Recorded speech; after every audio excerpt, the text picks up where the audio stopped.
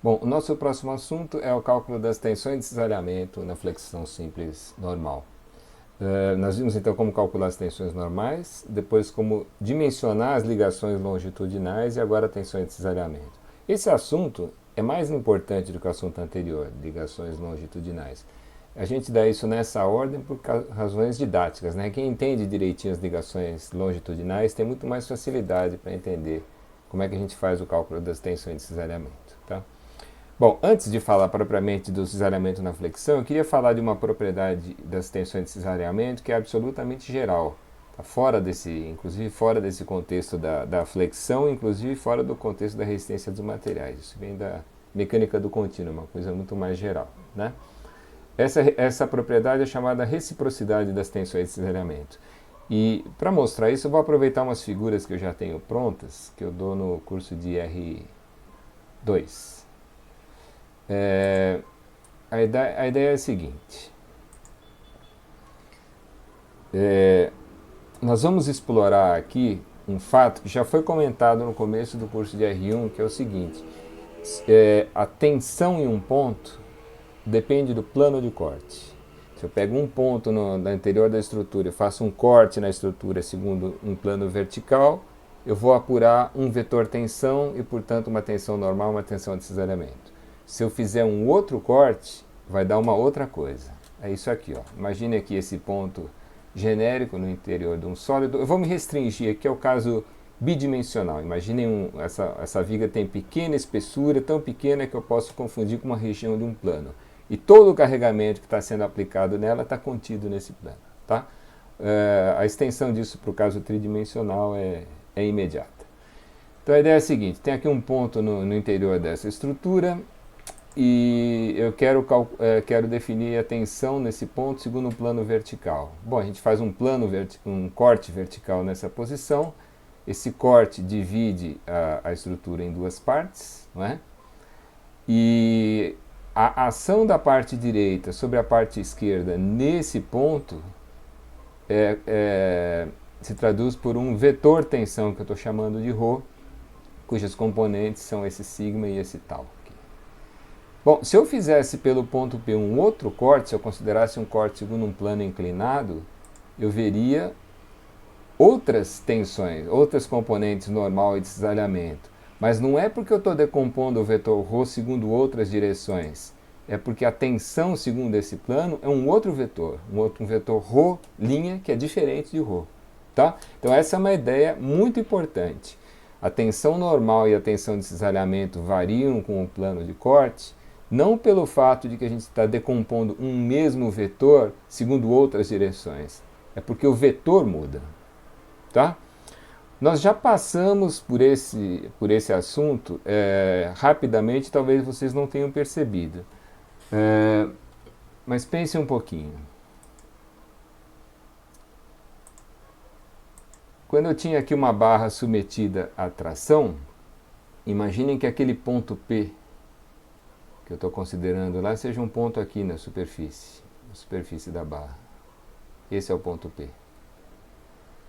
O que seria a tensão no ponto P se eu considerasse um plano de corte vertical assim? Bom, se eu cortar na vertical, eu divido essa estrutura em duas partes.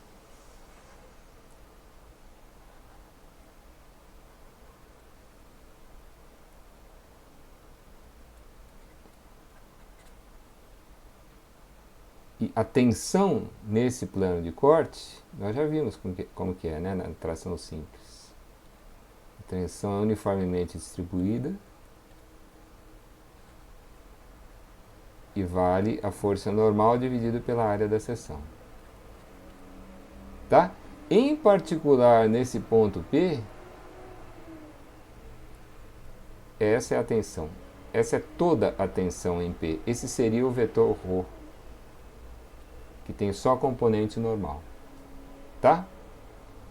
Agora, e se eu fizesse um corte em P assim, horizontal, coincidindo com essa superfície aqui? O que seria a tensão em P segundo um plano horizontal? Seria o efeito da parte de cima sobre a parte de baixo, não é? Mas não tem nada aqui em cima. A única maneira de eu ter, por exemplo, tensão normal em P segundo um plano horizontal seria se eu tivesse um peso aqui, uma caixa colocada aqui em cima, gerando um peso, uma tensão de compressão. Mesma coisa para tração, eu teria que ter alguma coisa grudada aqui, puxando ele para cima. Cisalhamento é se tivesse algo empurrando ele para um lado ou para o outro. Não existe nada acima de P nessa posição. É uma superfície livre, como a gente fala.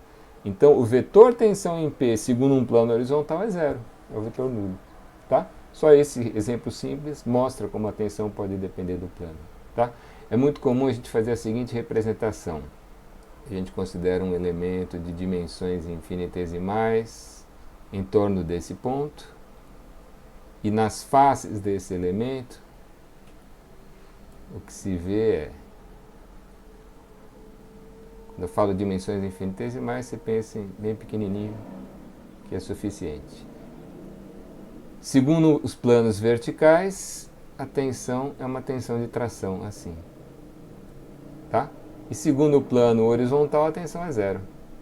Isso é o que a gente chama do estado de tensão em P. As tensões em dois planos perpendiculares entre si caracterizam esse estado de tensão. Tá? Então a tensão depende do plano de corte. Vamos voltar lá.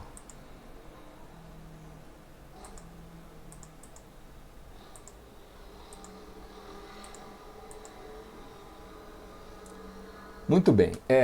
Essa ideia de que a tensão depende do plano de corte, nós vamos explorar bastante mais para frente. Nós vamos ver que se eu conhecer a tensão segundo dois planos perpendiculares entre si, eu consigo calcular em qualquer plano, né? Como é que eu faço isso? Imagine que eu conheça a tensão em P segundo o plano vertical e segundo o plano horizontal. E eu quero a tensão segundo um plano inclinado qualquer. Eu vou extrair em torno de P um elemento de dimensões infinitesimais com faces paralelas a esses três planos, um elemento como esse aqui. Tá? A situação que nos interessa é quando as dimensões desse elemento tendem a zero. E aí esses três planos tendem aos planos que passam exatamente pelo ponto P. Tá certo? Bom, o que eu vou fazer aqui é estudar o equilíbrio desse elemento. Né? Então veja que nessa face vertical aqui, eu posso imaginar que a tensão normal seja constante, a tensão de cisalhamento também seja constante. Por quê? Porque eu estou interessado naquela situação em que as dimensões tendem a zero. E quanto menores as dimensões desse elemento, menos varia cada uma dessas tensões dentro da face em que ela atua. Tá? Então vamos imaginar que eu conheço essas duas tensões aqui, a tensão normal segundo um plano vertical e o cisalhamento segundo o plano vertical, e conheça também a tensão normal segundo um plano horizontal e a tensão de cisalhamento segundo o plano horizontal. Essas coisas com índice zero são conhecidas. Tá? O que eu quero é, por equilíbrio, calcular essas coisas que não têm índice nenhum, o sigma e o tau, que são a tensão normal e a tensão de cisalhamento no plano inclinado. É fácil ver como é que se faz isso, né? Eu tenho aqui um sólido no plano, né? Eu tenho três equações de equilíbrio no plano e tenho duas incógnitas, sigma e tau. Né? Na verdade, a terceira equação de equilíbrio é que vai nos interessar nesse momento. O sigma e tau nós vamos calcular mais para frente em resistência 2. Tá? Essa representação é mais fiel porque ela nos lembra de que as tensões são esforços distribuídos. Né? Mas o mais comum é a gente encontrar essa representação em que a gente desenha em cada face só um vetorzinho. Fica subentendido que essa tensão normal atua em toda essa face distribuída, né, e a tensão de cisalhamento também. Tá certo? Bom, então, a ideia então é montar o equilíbrio desse elemento. Para fazer o equilíbrio desse elemento, a gente faz o equilíbrio das resultantes. Né?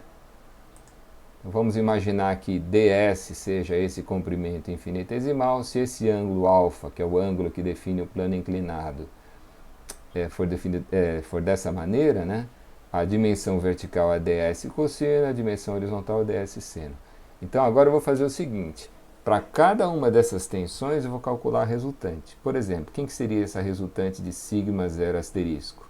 Seria sigma 0 asterisco vezes esse comprimento vezes a espessura desse elemento. Tá? A resultante desse outro sigma 0 aqui é sigma 0 vezes esse outro comprimento vezes essa espessura. Veja, essa espessura vai aparecer em todas as resultantes. E quando eu fizer soma numa direção igual a zero, soma na outra direção igual a zero, essa espessura vai sumir. Vamos esquecer então essa espessura. Tá? Outra coisa, na hora de fazer o equilíbrio, como esses esforços são todos uniformemente distribuídos, eu posso imaginar a resultante no centro de gravidade da distribuição. Ou seja, é exatamente aqui onde essas flechinhas estão desenhadas. Cada resultante eu posso imaginar aplicada na metade da face correspondente. Tá? É isso aqui. Aqui estão representadas as resultantes. Essas duas são multiplicadas por ds cosseno, e essas duas são multiplicadas por ds seno, e essas aqui são multiplicadas por ds. Tá certo? Aí é fácil ver o que vai acontecer. Se eu fizer soma de forças na horizontal, eu consigo calcular, eu estou apontando aqui na tela, mas não funciona, né? Eu consigo calcular essa. Se eu fizer soma de forças nessa outra direção, eu consigo calcular essa. Tá? Isso nós vamos ver em R2. O que me interessa agora, para R1, é a equação de equilíbrio de momentos. E esse equilíbrio de momentos eu vou fazer em relação a esse ponto aqui, que está na metade dessa aresta. Tá? Então, se vocês pensarem em todas essas resultantes, e aqui já são forças, né, aplicadas cada uma no centro de cada aresta, quem é que provoca momento em relação ao ponto C? Essas duas aqui certamente não, porque elas têm a linha de ação passando por esse ponto. Nessa face, a resultante da tensão normal não provoca momento, mas a de cisalhamento provoca. Nessa outra face, a resultante da tensão normal outra vez não dá momento, mas a de cisalhamento dá. Então, se eu fizer a soma de momentos em relação ao ponto C, vai dar isso aqui, ó. Essa tensão, essa resultante é tal zero asterisco ds cosseno. Eu vou multiplicar pelo braço de alavanca, que é isso aqui, ó. Isso aqui é metade do ds seno, né?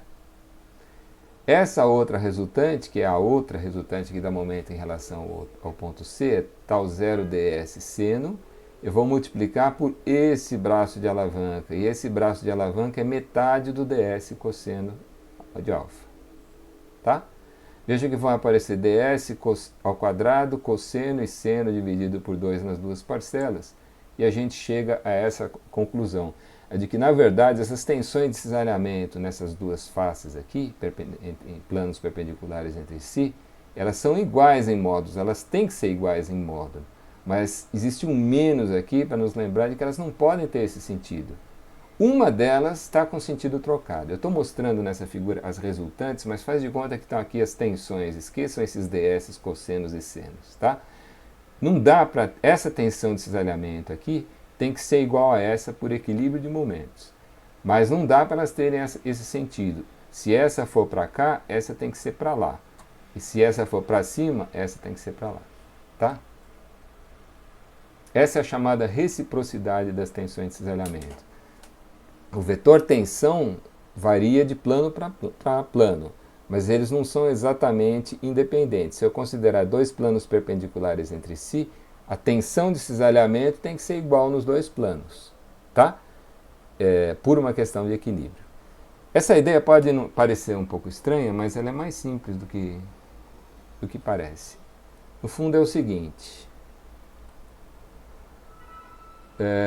se eu considerar num ponto qualquer aqui dentro um elemento de dimensões infinitesimais, eu vou desenhar ele com dimensões não tão infinitesimais assim.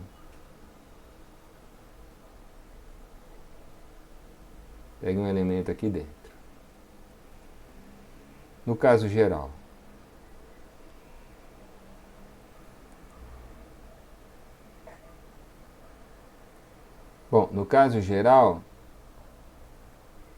pode ter tensão normal aqui. Eu vou chamar de, sei lá, sigma 0. E se eu tiver tensão normal aqui nesse plano, né, imagine aquele elemento em torno do ponto, aqui vai ter também de tração para cá o mesmo sigma 0. Tá? No caso geral, eu posso ter também tensão normal aqui. Vai ser um sigma 0 asterisco. Não sei quem é sigma 0 e sigma 0 asterisco naquela outra representação lá naqueles slides, né? Não interessa. O que interessa é que podem ser diferentes. Agora, Imaginem que eu tenha essa tensão aqui, cisalhamento. Vamos chamar essa tensão de tal zero. Ora, se eu tiver essa tensão de cisalhamento nessa outra face eu tenho a mesma tensão de cisalhamento de baixo para cima, o mesmo tal zero. Da mesma maneira que a tensão normal, né? Se aqui ela é para lá, aqui ela é para cá, tá?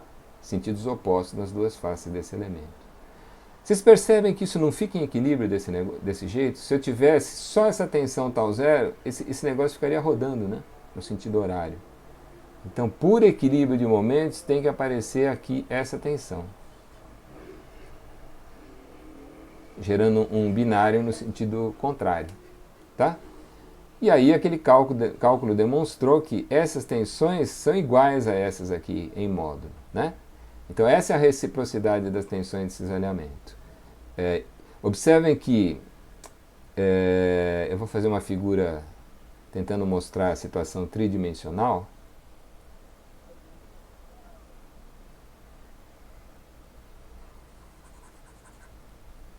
É alguma coisa assim, ó.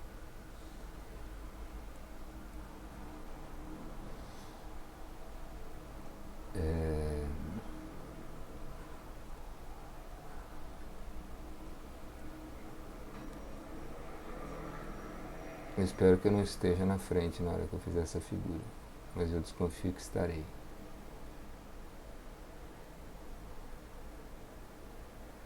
O que eu estou querendo dizer aqui é o seguinte: esqueçam as tensões normais. Ó, se eu tiver essa tensão aqui assim, eu vou ter que ter a mesma tensão aqui. Isso aqui é tal zero, esse aqui é o mesmo tal zero. Tá? Nas faces opostas, elas têm o sentido correspondente ao que está indicado aqui. A reciprocidade das tensões de cisalhamento diz o seguinte: quando a gente tiver planos perpendiculares entre si, como são esses dois aqui, a tensão de cisalhamento que é perpendicular à aresta comum a esses dois planos é essa aqui. Tá?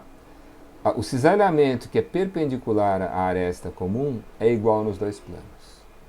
Tá? E mais, ou as duas tensões se afastam da aresta comum, ou, como acontece nessa outra aresta aqui de baixo, as duas tensões se aproximam da aresta. Ou elas se aproximam da aresta ou se afastam da aresta ao mesmo tempo. Isso é a reciprocidade das tensões de cisalhamento. Aqui aparece também ó, as duas tensões chegando na aresta comum aqui, as duas tensões se afastando da aresta comum aqui. Isso é equilíbrio e absolutamente geral. Tá? Se vocês fizessem, mais para frente vocês vão ver o caso tridimensional, e ele diz essencialmente a mesma coisa. Ó. Essa aqui é a componente, no caso, no plano a gente tem uma tensão normal e uma tensão de cisalhamento em cada, nos problemas bidimensionais. Né? Em cada plano de corte tem uma tensão normal e uma de cisalhamento. Nos problemas tridimensionais, a tensão de um ponto é um vetor com 3 componentes, uma normal e 2 de cisalhamento. Então, em cada plano desse elemento aqui, teria uma tensão normal e 2 de cisalhamento. Pois bem, essa aqui é uma das tensões de cisalhamento. Digamos que a outra tensão de cisalhamento fosse assim. A outra componente do cisalhamento nesse plano. Vale a reciprocidade também. Ó. Vejam os dois planos perpendiculares entre si aqui. Ó. Né? Então, essa é a aresta comum aos dois planos perpendiculares entre si, que são esse e esse. E se a componente do cisalhamento que é perpendicular a essa aresta comum é igual nos dois planos. Aqui apareceria a mesma tensão. E lá atrás, idem. E aí a figura começa a ficar difícil de entender. Tá? Mas a ideia é essa. Se vocês têm dois planos perpendiculares entre si, a componente do cisalhamento que é perpendicular à aresta comum tem que ser igual nos dois planos. E ela ou chega ou se afasta. Elas ou chegam ou se afastam dessa aresta comum. Tá? Na sequência, vamos ver como é que isso é usado na flexão.